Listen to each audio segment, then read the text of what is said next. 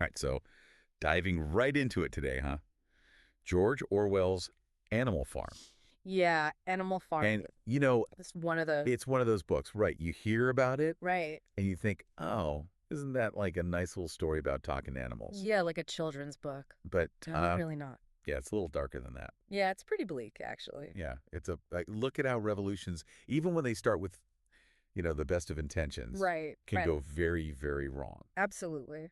And it's, the fact that he does it with these, farm animals. Well, that's the thing that's so fascinating about it, right? Is that Yeah. it's this very simple setting, Right. but he's exploring these really complex themes Totally. of power and control, manipulation. And I think that's why it still resonates. Oh, absolutely. So many decades later. Yeah, for sure. So we've got excerpts from the book lined up. Okay. And I think our mission today Yeah. is to kind of unpack how this idea of animalism starts, Okay. how it's used to initially unite the animals, Right. but then how it Right. kind of takes a turn. Yeah, because the thing about, I think, any revolution or uprising, Yeah. often it starts with this shared sense of injustice. Right. And on Manor Farm, the way Orwell sets it up, Oh, yeah. that injustice is palpable. You really feel for these animals. You really do. I mean, Mr. Jones is just the worst. The worst. I mean, remember when he's so drunk that he can't even Oh, yeah. shut the henhouse door? Right. It's just like And you're just like, come on, man. total neglect. Like, it's just setting the stage Totally. for something bad to happen. For someone or something. Yeah, exactly. To come in and take advantage of the situation. For sure. And then into this void steps old Major, right? It's a major, yeah. This wise old boar, 12 years old. Which, that's pretty old for a pig. Yeah, he's up there He's up there. in pig years. Anyway. In pig years. And he's seen it all, He's seen it all. He's got this air of authority. Definitely. I think it's so interesting how Orwell describes him, too. He calls him stout but majestic. Yeah, and that voice. Oh, yeah. That booming voice. Right. And when he calls a meeting, everyone shows up. I mean, everyone, yeah. you've got the horses, the cows, the pigs, even the cat and the raven. It's like this whole the farm. Yeah, the whole farm is just holding its breath. Right. And what does he offer them? He offers them a dream, right? Yeah. He gives them this vision. This idea of a world without humans. Yeah. Where animals control their own destiny, right? Right. They reap the rewards of their own labor. Right. It's a really powerful message, especially for sure. for those who've really borne the brunt of Jones's tyranny. Totally. I mean, especially someone like Boxer. Oh, yeah. Right. I feel like he's just there, like nodding along. Yeah, yeah. To everything old Major's saying, he's all in. He's ready to work. Yeah, yeah. He's ready to believe in this better future. For sure. I mean, like the definition of hard work and loyalty. Right. And that also makes him... So go on, sorry. No, it's just that's what makes him so vulnerable, right? Yeah. Because he represents that segment of any society that's so used to just working hard, following orders that they don't always recognize when they're being manipulated. That's a good point. Right. Yeah. No, for sure. When it's disguised as this, better tomorrow. Totally, totally. And so this is where things start to get interesting, right? Right. Because old Major, he passes away. Right. But he leaves behind this idea, this legacy of animalism. And two pigs in particular, Snowball and Napoleon, they seize on this. They do. They're very different pigs. And that's where you see those first little cracks. Yes. Because, uniting a group of animals with varying levels of intelligence, different priorities, it's tough. It's like herding cats, right? Yeah, pretty much. I mean, think about Molly. Oh, right. The white mare, obsessed with her ribbons and sugar. Yeah, she's like, revolution's great. No. Yeah, like, can I still have my sugar? Oh, what about my stuff? What about my stuff? Yeah, exactly. So, she represents this challenge. Right. This very real challenge of how do you get everyone on board? It's one thing to get swept up in that initial... excitement. The fervor. Yeah, the fervor of change. But when it actually comes down to it... Well, you gotta make sacrifices. And some of your comforts. Exactly. It's a good question. It is. And it's one that Animal Farm really tackles head on, I think. It does. And so you've got Snowball and Napoleon trying to wrangle everybody. Right. They try to take old Major's ideas and turn it into something, into something concrete. Yeah. Something actionable. And that becomes the 7 Commandments. The 7 Commandments of animalism. Right. So no animal shall sleep in a bed. No animal shall wear clothes. All animals are equal? All animals are equal. Right. It all sounds very simple. It sounds great. It sounds good, right? Right. And that's the thing about the commandments, right? Yeah. They are, in essence, an attempt to create this new social contract. Right. These rules to prevent the abuse Right. that characterize Jones's rule. Right. And this is the big but. Rules are only as good as the pigs, I guess, in this case. Right. Right. Who enforce them. Right. And enforce they do for a while anyway. Yeah. But what happens next? What happens next? They rise up. They do. Fueled by years of this mistreatment. Probably some hunger. They're hungry. And they drive Jones off the farm. They do. It's a full-on And it's evolution. It's chaos, but they do it. Yeah. It's the real moment of, I imagine, for the animals anyway. Yeah. Exhilaration. Total exhilaration. They've got freedom. They've tasted it. Yeah, and they destroy those symbols of their oppression. No, but the nose rings, the whips, all in a big bonfire. Oh, wow. You can just feel that hope and optimism, right? It's intoxicating, isn't it? Yeah, absolutely. Just having overthrown your oppressors. Holy. But it's in that moment of triumph, I think. Oh, yeah. That the first little, cracks start to show. Yeah, a little shift, maybe. The seeds are sown. Yeah. For what's to come. Because what happens to the milk and apples? Right. The very first harvest after the rebellion. Yeah. The milk mysteriously disappears. Oh, no. And the pigs, using their, superior intellect, of course, right. claim all the apples. Yeah. Those are necessary for their well-being. Of course. For their leadership. Of course. Yeah. And it's a small thing. It seems small. It seems like a small thing. Yeah. But it's that first, like there's a little crack. Almost imperceptible crack. Yeah. In that foundation of animalism. Right, and it's only going to go downhill from here. Well, we'll see. This is true. This is true. Yeah. But this is where it starts to get good. This is where it gets interesting. Yeah, this is where it gets interesting. It's like those early choices they make, they set the stage for everything. For everything that comes after. Yeah. And it happens so fast, I think. Oh, yeah, it's subtle, right. It's subtle, but it's there. If you know to look for it. Right. But, even with all that, the animals, they do have this moment of, They do? real unity. Yeah. The Battle of the Cowshed. Oh, yeah. Remember? It's such a... They're fighting off Jones. Oh, I love that scene. And the other farmers. Yeah, they're trying to take back what they think is theirs. Right, exactly. And it shows you, I think, Yeah. the strength of the animals when they're all, When they're united. United. Yeah. Working together. It's a common goal, finally. For a common cause, yeah. You see Boxer's there, right? Oh, of course. In all his glory. He's in his element. Right. Literally pushing back against, the old ways. Yeah, it's awesome. Yeah. And they even create these, tell me. Military decorations. Oh, really? Yeah. They have, animal hero, first class. Shut up. I love that. It's great. They're really going for it. It's very sweet. That's so cool. But, it's also a sign of their commitment, right? Okay. They're really in it. They're invested. Yeah, they're all in. Yeah. Yeah. And for a while, it seems like it's working, right? It does, for a while. Yeah. They've got the successful harvest.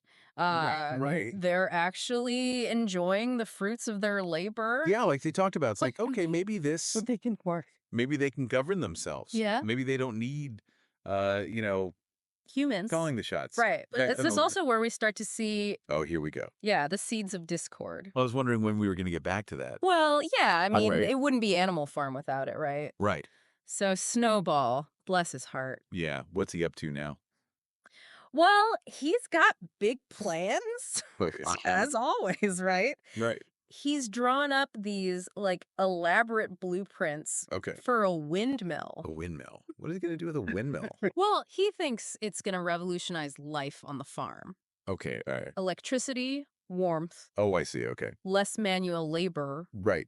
He's thinking big picture. He's a visionary. Okay. Right, he really is. But not everyone's thrilled about this windmill idea. Well, yeah, it sounds like a huge undertaking. It's a huge undertaking, yeah. And they already did the revolution Yeah, thing. exactly. They're probably tired. So this is where Napoleon... Oh, boy. Yeah.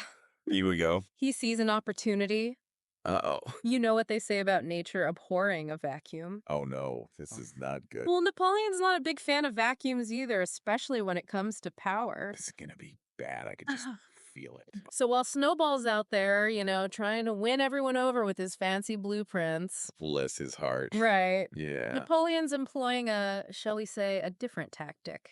Oh, I don't like where this is going. He's a big believer in fear as a motivator. Oh, that never ends well. Remember those puppies? The ones you took. The ones you took, yeah, early on, isolated them, educated them. This is not good. They're all grown up now. Oh, no. And let's just say they're not exactly interested in fetching sticks anymore. This is bad. They're big, they're mean, and they're loyal. To Napoleon? Napoleon. So he's created his own little, army. Something like that. Oh, man. It's a classic move. It's not good. And it all comes to a head on the day of the vote. Oh, man. They were going to vote on the windmill. They were going to have this big meeting. Everyone was going to have their say. Right, right. And for a second, you almost think that maybe, just maybe, democracy might win out. Yeah. You think maybe it's going to work? You really do. But then Napoleon makes his move. What happens? The dogs are unleashed. Oh, no. Snowball doesn't stand a chance. They chase him off. They chase him right off the farm. So much for democracy, huh? So much for reasoned debate. Wow. And just like that, Napoleon takes control. Of course. And once he's got it, I'm guessing he's not letting go. Oh, he's just getting started. First order of business, rewrite history. Here we go. The windmill. Yeah. Totally his idea. Of course it was. All along. The bad guy. Oh, he was a traitor, working with Jones. Come on. Sabotaging the farm, the whole bit. It's amazing how quickly things can change, huh? It really is. It's scary, really. And the thing is, Napoleon, he's got this secret weapon. What's that? Squealer. Squealer. He's good. Oh, what's he been up to? He's been busy spreading rumors, twisting the truth, and always emphasizing how dangerous the outside world is. Right. How Jones could come back at any moment. Fear. It's all about fear. It's a powerful tool. It is. And he's good at using it. Yeah. And the worst part. What? He uses the animals' good intentions against them. What do you mean? He makes all these terrible things seem necessary. Right, right. I see what you're saying. For the greater good, for Animal Farm. Right. And who's going to argue with that? Especially not Boxer. Oh, poor Boxer. He's going to work himself to death. He doesn't know any better. I know, it's so sad. Napoleon is always right. Napoleon is always right. That's going to break his heart one day. It's heartbreaking. It really is. Because you know what happens, right? Yeah, they take him away. He collapses. That was exhaustion. He's worked himself to the bone, literally. It's awful. And then that van shows up. That mysterious van. And Squealer's there telling everyone it's fine. He's going to the hospital, he says. Right. He'll get the best care. He'll be back on his feet in no time. But you were paying attention, right? I think so. What did it say on the side of that van? Oh, no, it didn't. It did. No, it didn't. Horse slaughter and glue boiler. No. Yep. I can't believe they sent Boxer to the glue factory. They did. They are cold. They used him up. Used him up and tossed him aside. That's what happens. Like he was nothing. When you're no longer useful. Oh, man, that's awful. And it gets worse. It gets worse. How does it get worse? They use his death to inspire the others. Are you kidding me? Squealer cooks up this whole story about Boxer's peaceful end in a hospital bed. Don't tell me. And of course, it works. They believe him. They believe him. Oh, those poor animals. It's heartbreaking, you know? Yeah, it really is. Because it's not just Boxer. It's everything. It's like the whole idea of animalism is just... It's gone. It's gone. Yeah. And that's, I think, where... Orwell's satire is just so brilliant and so cutting. It's like he's showing us how easily language, which is supposed to be, communication, the tool of truth, can be twisted. Right. Serve those in power. Totally. I mean, the 7 commandments, oh yeah, those poor commandments. I almost feel sorry for them. They started out so pure, so hopeful, and now, I mean, that doesn't mean anything. No animal shall sleep in a bed. Right. Becomes no animal shall sleep in a bed with sheets. Right. It's like, come on, just a little loophole. Yeah, a little loophole for the pigs. Right. Just a small one, no big deal. Of course, yeah, because now they get to sleep in the farmhouse. Of course, with their pillows. Oh, with the pillows. Yeah, I forgot about the pillows and their blankets. Right. right? No. Can't forget those. But what about their sheep? Oh my gosh. The sheep. Yeah. So eager to please. They're very enthusiastic. You really are. But also very easily led. Oh, totally. 4 legs good, 2 legs better. It's like, wait a minute.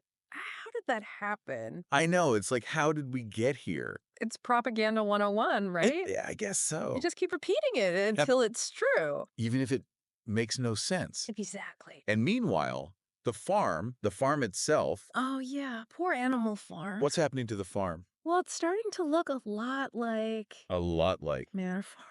Oh, are you serious? Yeah. It's like they're going backwards. It's like they did a full 180. It's like they learned nothing. Yeah. Pigs are walking on 2 legs. Yeah. Wearing clothes. No. Drinking whiskey. This is crazy. Trading with the neighboring farmers. I can't believe this. They even changed the name back. Are you kidding me? Nope. So it's just Manor Farm again. Just Manor Farm, like nothing ever happened. Oh, man, that is... And you know what the worst part is? What? The animals? Yeah. They don't even remember. What do you mean? They don't remember what it was like before. Oh, you're right. Like the rebellion, Jones. Gone. They don't remember Old Major. They just know. They just know the pigs are in charge. The pigs are in charge. Oh, that's awful. Yeah, and that final scene. Oh, yeah. Tell me about that. The animals are looking into the farmhouse window. Okay, right. Yeah, the pigs are having this big dinner with all the farmers. They're celebrating toasting. Right. And the animals outside, they can't even tell the difference. Between the pigs and the humans? Between the pigs and the humans. Oh, my God. It's a gut punch. It really is. It's like, right. What was it all for? Right. All that for nothing. So what do we take away from this? Yeah, what are we supposed to learn? I think Orwell is giving us a warning. Okay, yeah. About power. Right. How it can corrupt. How it corrupts, even with good intentions. Totally. How important it is to pay attention. Yes. To notice what's happening. To not get complacent. Exactly, to not take things for granted. Yeah, because it can happen anywhere, right? Anywhere. This Animal Farm thing. Anytime. It's not just a farm. It's a mirror. Yeah. Yeah, it is. Reflecting our own potential for, well... For tyranny. For tyranny, for oppression, yeah. We have to be better. We do. Than the animals. We have to be vigilant. We have to speak up. Fight for what's right. Exactly. Even when it's hard. Especially when it's hard. Yeah, I think that's a good place to leave. I don't know about you, but... I think so, too. Animal Farm, everybody go read it. Or read it again. I'll read it. Think about it. And then let's maybe try not to repeat it, huh?